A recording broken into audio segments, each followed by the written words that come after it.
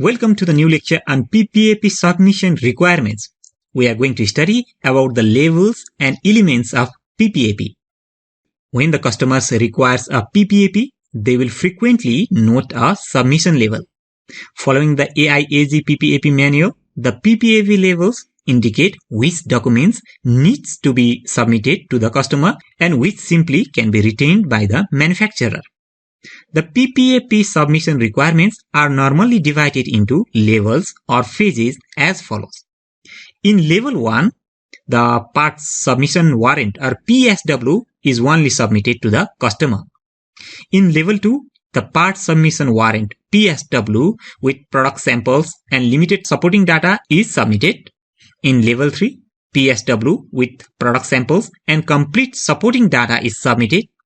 Level 4 talks about PSW and other requirements as defined by the customer, and Level 5 talks about the PSW with product samples and complete supporting data available for review at the supplier's manufacturing location. Note that in all these levels I talked about PSW or part submission warrant. So what is a part submission warrant? The part submission warrant or PSW form is a summary of the entire PPAP submission. A PSW is required for each of the part numbers unless otherwise stated by the customer. The PSW includes a reason for submission. For example, if there is a design change or annual revalidation. It also contains a section provided for any required explanation or comments, supplier authorized person's signature along with contract information, an area for customer to indicate the use of PPAP, the level of the documents submitted to the customer, and a declaration of the part conformity to the customer's requirement. PPAP submission requirement can be put in the form of check sheet.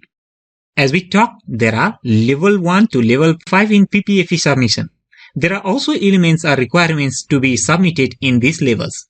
Here, I have put the levels R, F, and asterisk in this check sheet. The meaning of these levels are also given. For example, S stands for those documents to be submitted and R for those documents which should be retained by the manufacturer and can be made available upon the request to the customer. I have provided this document in the PDF format for your use. You can download the PDF from the resources. There is also another important document you can use called PPAP check sheet. For your use, I have provided this check sheet in the Excel format as well. Please download the Excel file given in the resources. So this PPAP submission check sheet helps the manufacturer to follow a guideline at each level. So you can use the check sheet at each level of PPAP. So in this lecture, we talked different levels of PPAP submission and I showed you different elements that should be covered in a checklist. So what are these elements?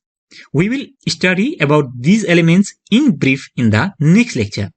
The next lecture, PPAP elements, is very important if you are undergoing quality audits or any quality compliance certifications.